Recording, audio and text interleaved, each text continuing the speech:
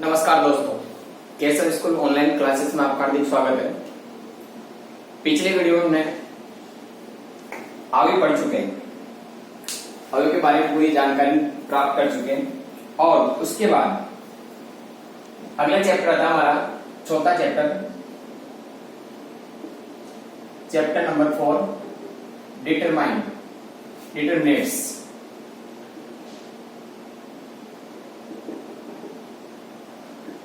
Determinants और इसे कहते हैं सारणिक। क्या कहेंगे इसको?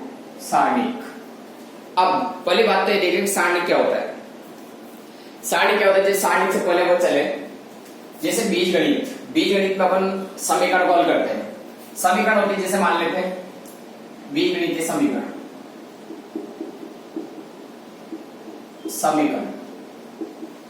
ये लेते हैं, जैसे a1x प्लस b1y बराबर c1, a2x प्लस b2y बराबर c2। ऐसे समीकरण हम बहुत हल कर चुके हैं छोटी क्लासों में, 9th में 10th में समीकरण आई थी, इनको पढ़ चुके हैं। अब इनके भी 3 प्रकार से हल होते हैं। जैसे पहला होता है अद्वितीय हल, दूसरा होता है कोई हल नहीं, और तीसरा होता है अनंत। इन दोनों में हम कोई हल प्राप्त नहीं कर सकते, लेकिन यहां पर एक अद्वितीय हल प्राप्त होता है या एक हल निकाल सकते हैं समीकरण से। ठीक है, जब ऐसे समीकरणों को हमें बड़ी क्लासों में हल करना हो तो वहां पर आगे विधि को काम में लेते हैं। तो इस समीकरण को हम देखें तो दी गई समीकरण का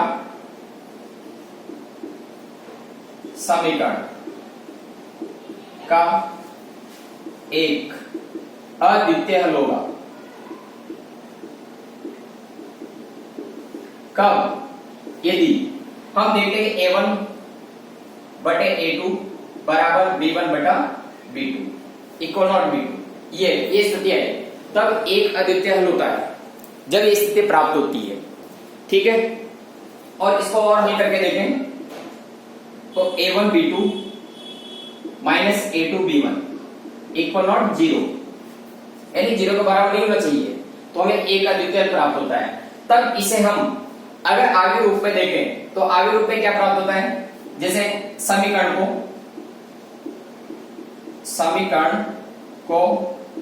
आगे रूप में लिखने पर, या समीकरण का आगे रूप। अब आगे रूप क्या होगा? जैसे a1 a2 b1 b2 और ये होगा x y। ठीक है, और यहां मिलेगा अपन को c1 और c2। ठीक, ये प्राप्त होता है अपन को आगे रूप, दी गए समीकरण का आगे रूप। अब इसे हम हल करने की कोशिश करें तो देखो a बराबर क्या अपने पास?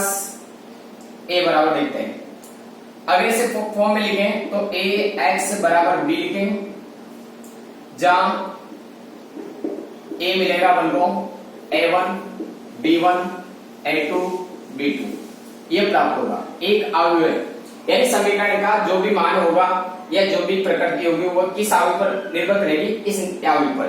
अब इसको देखते हैं, हम करते हैं। अब इसके संगत एक अद्वितीय संख्या देखते हो,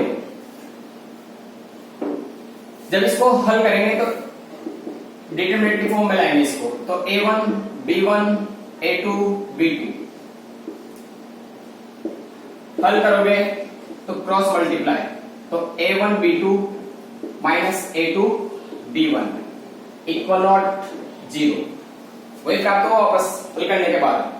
अतः दी गई समीकरण का एक अद्वितीय हल प्राप्त होता है। अतः दी गई समीकरण निकाय का एक अद्वितीय हल प्राप्त होगा। ठीक, एक अद्वितीय हल प्राप्त होगा। आगे देखें, जहां जो प्राप्त होता है, चूंकि a1 b2 minus a2 b1 को डिटरमिनेंट ऑफ a या सारणिक ए या डिटरमिनेंट ऑफ ए पढ़ते हैं, ये पढ़ेंगे इसको। ठीक है, ये तो आपके पास जो आगे था उससे सारणिक रूप में लाना। अब वास्तव में सारणिक होता क्या है, वास्तव में सारणिक होता क्या है, यहां से लेके जो आगे प्राप्त हो रहा है वो 2x2 का है अपने पास, यानी सारणिक। जो सारणिक की परिभाषा निकल कर आती है वह सारणिक डिटरमिनेंट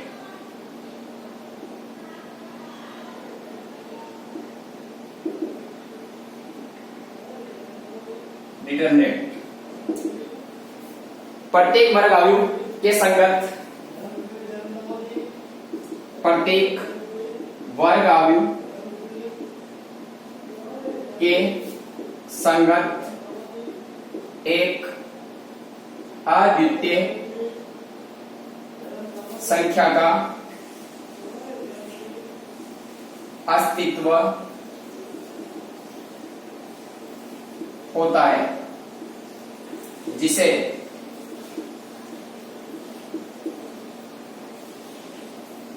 आयु ए का, जिसे सारणिक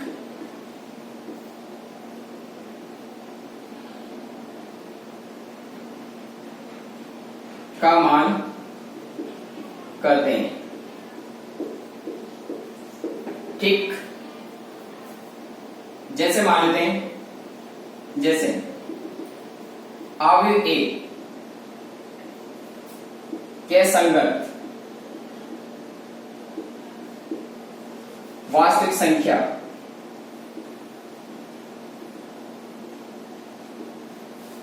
को डिटरमिनेंट ऑफ ए या सारणिक ए पढ़ते हैं। ठीक है, ये कहेंगे अपन, ये सारणिक हो गया अपने पास, इसे कहेंगे हम सारणिक। अब और चीज देखें, आगे देखते हैं।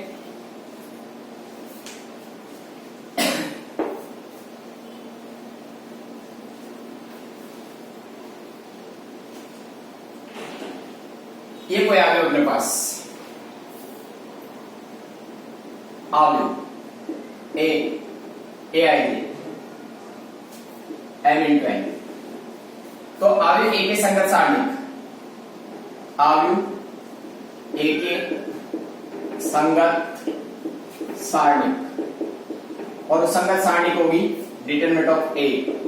ठीक है, और डिटरमिनेंट ऑफ ए का मान होगा ए आई जे इक्वल टू ए आई जे, यह प्राप्त होगा हमारे पास। अब सारणिक से संबंधित कुछ बातें जो हमें ध्यान रखना है। पहली नंबर 1, सबसे पहली बात आती है किसी आयु ए के लिए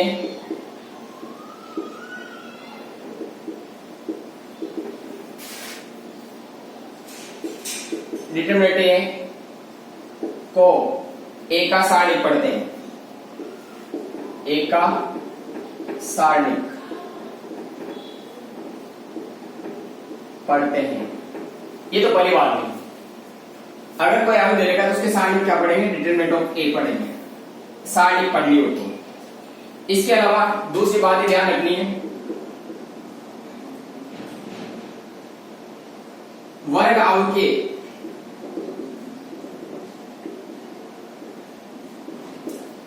वर्ग आयु के ही सारणिक होते हैं।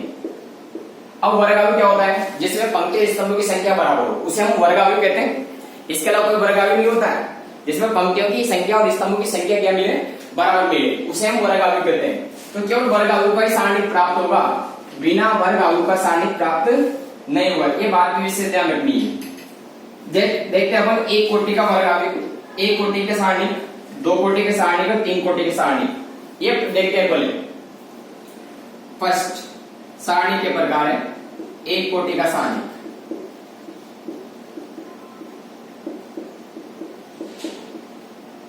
एक कोटि का सारणी। अब एक कोटि का सारणी में देखो, यदि a बराबर ए आई जे 1:1 क्रम का अवयव हो तो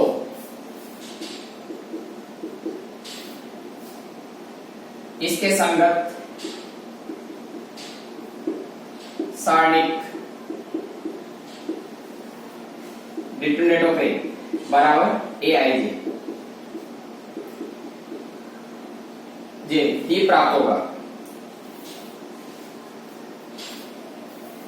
ही प्राप्त होगा। अर्थात हम कह सकते वर्ग अवयव एक कोटि के संगत सारणी का मान स्वयं वही संख्या होती है। अर्थात एक कोटि का सारणिक स्वयं संख्या होती है।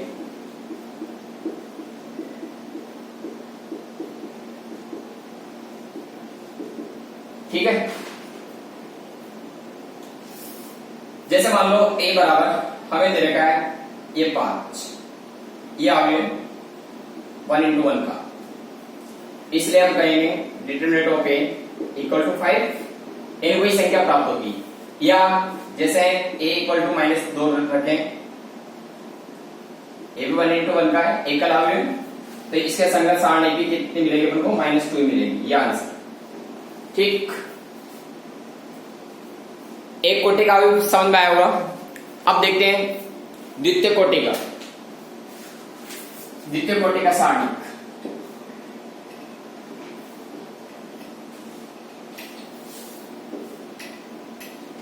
द्वितीय कोटि का सारणिक।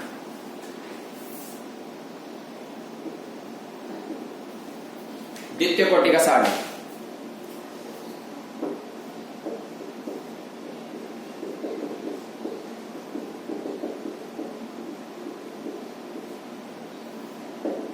द्वितीय कोटि का सारणिक।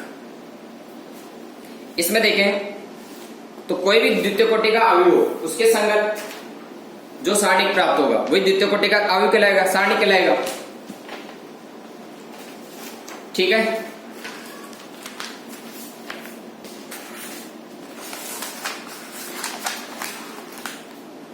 जैसे द्वितीय कोटि का अवयव a11 a12 a21 a22, ये द्वितीय कोटि का अवयव। इसके संगत जो सारणिक लिखेंगे वो संगत सारणिक होगा a11 a12 a21 और a22। ये सारणिक एकल अवयव तो क्या था कि जो एक ही अवयव था तो वही संख्या प्राप्त हुई थी, लेकिन यहाँ नहीं, ऐसा नहीं। यहाँ पर वज्र गुणा करें दोनों को इस तरह से।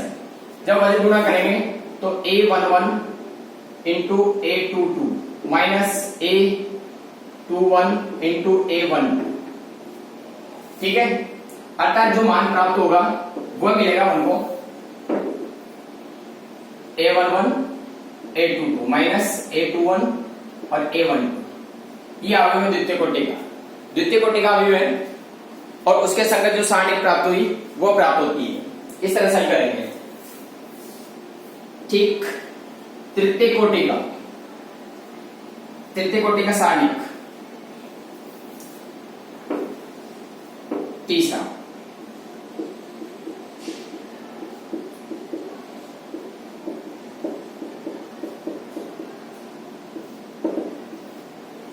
तृतीय कोटि का अवयव देखेंगे तो a equal to a11 a12 a13 a21 22 23 31 32 33। ये तृतीय कोटि का 3 इंटू 3 का वर्ग अवयव। इसके संगत सारणी अवयव ए के संगत सारणिक ए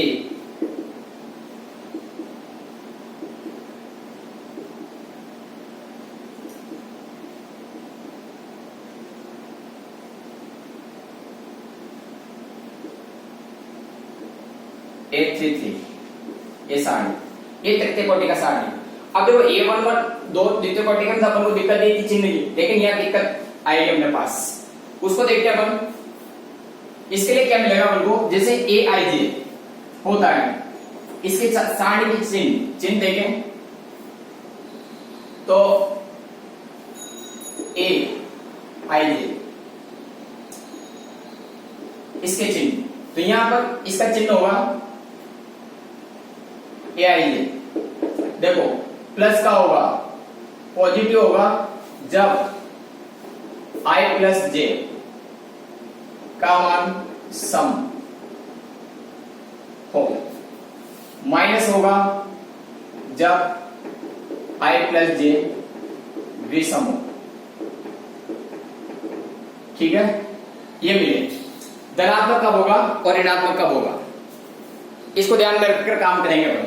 अब देखिए सारणी के चिन्ह, ये A कोई आगे जिसका सारणिक, इसको देखना होगा साथ, देखना इधर A11 I बराबर 1 और J बराबर 1, तो A प्लस 1 कौन सा है, A प्लस 1 सम संख्या है 2 सम, तो कौन सा चिन्ह आएगा इसका, पहले होगा चिन्ह प्लस। A12 I बराबर 1 J बराबर 2, तो 1 और 2 3 होगा, 1 और 2 कौन सा अंक आएगा 3 विषम, चिन्ह कौन सा आएगा माइनस। फिर देखो 1 3 4 सम, कौन सा चिन्ह होगा प्लस, 2 1 विषम माइनस, फिर प्लस, फिर माइनस, प्लस माइनस प्लस। इस तरह से ये सारणी के चिन्ह होते हैं, जो तृतीय कोटि का सारणी होता है उसके चिन्ह ही है। और द्वितीय कोटि का भी देख सकते हैं अपन, ये द्वितीय कोटि की सारणी के चिन्ह देखो, यहाँ पहले का था A11 का चिन्ह होता प्लस, ये प्लस, ये माइनस और ये माइनस और ये प्लस, ये द्वितीय कोटि के आवेग के चिन्ह होते हैं। जब भी तृतीय कोटि के आवेग को सारणी को हल करना हो तो इन चिन्हों का विशेष ध्यान रखना है, इसी के अनुसार चलेंगे अपन। अब इसको हल करेंगे तो देखो यहां से तृतीय कोटि का, पहले से द्वितीय कोटि के भी चेंज करेंगे। दूसरी बात, जो सारणी होता है उसे किसी भी पंक्ति या स्तंभ के सापेक्ष प्रसार कर सकते हैं अपन, कोई सी पंक्ति या स्तंभ ले उसका, जैसे यहां लेते हैं अपन पहले R1 के सापेक्ष प्रसार, सारणिक A का R1 के सापेक्ष प्रसार,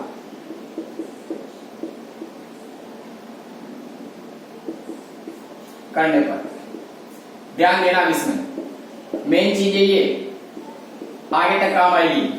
जिस भी पंक्ति स्तंभ के सापेक्ष प्रसार करें, ये तो जानते हैं अपन, ये पहली पंक्ति है R1 है, ये R2 है और ये R3 है, और ये C1, ये C2 और ये C3, ये कॉलम और ये पंक्तियां। ठीक, जैसे R1 के सापेक्ष लिया अपन, तो R1 के सापेक्ष सारणी का मान निकालेंगे तो डिटरमिनेंट ऑफ A, पहला अवयव A11, जिस भी पंक्ति स्तंभ में ये अवयव उपस्थित है या विद्यमान है उस पंक्ति स्तंभ को छोड़ देंगे।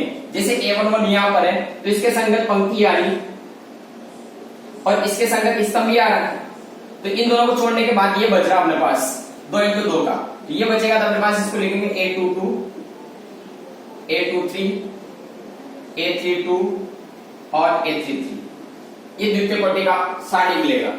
तो इसके बाद इस पर आ जाएगा A12 पर। अब A12 का चिन्ह देखो, इससे कौन सा चिन्ह आ रहा है, यहां से माइनस चिन्ह, कौन सा है इसका माइनस, तो इसका चिन्ह होगा माइनस A12। ठीक, अब इस पंक्ति स्तंभ को छोड़ेंगे तो ये छोड़ दिया हमने, क्या प्राप्त होगा A21, A23, A31 और A33, ये मिलेगा। तो इसके बाद पहली पंक्ति में तीसरा अवयव कौन सा मिला, देखो कौन सा मिल रहा है A13, तो A13 का चिन्ह देखो कौन सा आएगा A13, प्लस का चिन्ह रहता है प्लस A13, क्या मिलेगा A21, A22 और A31 और A32। ठीक, यानी ये पंक्ति एक स्तंभ छूट जाएगा ये पूरा, और ये बचेगा अपने पास C1 और C2 कॉलम। ठीक है, अब जब इसको आगे हल करना हो तो ये गुना माइनस ये गुना माइनस ये गुना ये माइनस ये काम आएगा अपने आगे जाकर तृतीय कोटि का सारणिक। ठीक है, मुझे ऐसा है कि ये चीज समझ में जरूर आएगी क्योंकि ज्यादा कठिन नहीं है। जिस भी पंक्ति या स्तंभ में स्थित हो उसको छोड़ दो, बाकी को लेते जाओ और द्वितीय कोटि के आगे चेंज सारणी में चेंज करके हल कर दो गुणा करके। जैसे एक एग्जांपल लेते हैं कोई सा भी, फॉर एग्जांपल ये कोई आगे दे रखा है 1 2 0 2 3 1 और 3 0 2। ये कोई सारणी दे रखी है तृतीय कोटि 3 इंटू 3।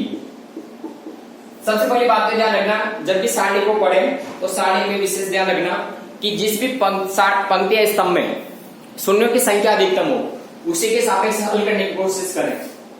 ठीक, तो सबसे पहले कोई सी पंक्ति स्तंभ के सापेक्ष प्रसार किया जा सकता है सारणी का, ये भी ध्यान रखना है इसमें। देखो यहां से R1 के सापेक्ष प्रसार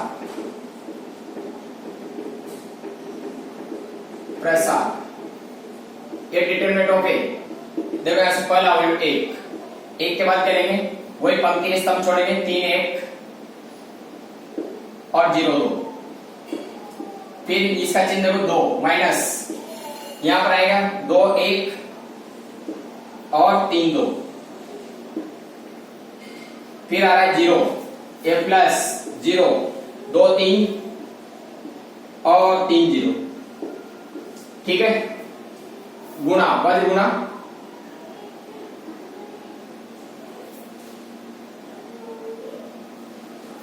आगे देखो 1 6 minus 0 minus 2 4 minus 3 plus 0 0 minus 3 ये होगा 3 दूनी 6 माइनस 0 2 दूनी 4 माइनस 3 और 0 माइनस 9। यह हल करें तो 1 गुणा 6 होगा माइनस 2 गुणा 1 आएगा प्लस 0 गुणा माइनस का 9। और हल करें तो ये हो जाएगा 6 माइनस 2 प्लस 0, 6 में से 2 जाएंगे तो 8 आंसर। इस तरह से निकाल सकते हैं कोई सी भी सारणी को, उसका प्रसार किया जा सकता है। ठीक है, अब कुछ बातें जो लिख लेते हैं इसकी सारणी की।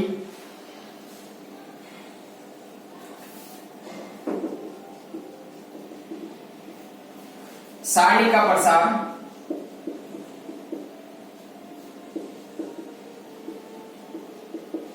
उस पंक्ति या स्तंभ के सापेक्ष करते हैं जिसमें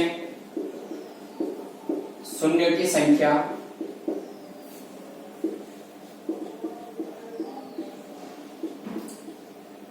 अधिकतम हो, यानी जिसमें ज्यादा से ज्यादा शून्य हो उसी के सापेक्ष हल करें। और दूसरा सारणी का प्रसार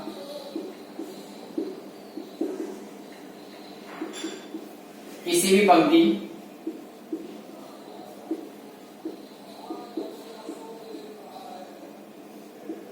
या स्तंभ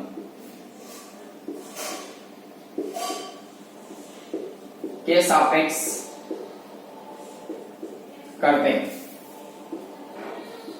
ये भी ध्यान रखना, किसी भी पंक्ति स्तंभ के सापेक्ष प्रसार किया जा सकता है।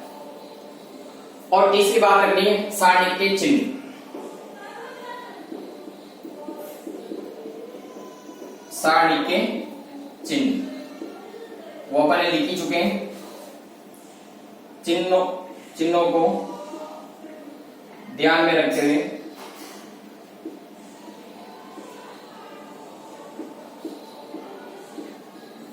हल करते हैं। ठीक है, इस चीजों का ध्यान, इन चीजों का ध्यान रखना तुम्हें तीन चार बातें केवल सारणी को पढ़ते वक्त, और आगे सारणी के बारे में विस्तार से चर्चा करेंगे अपन।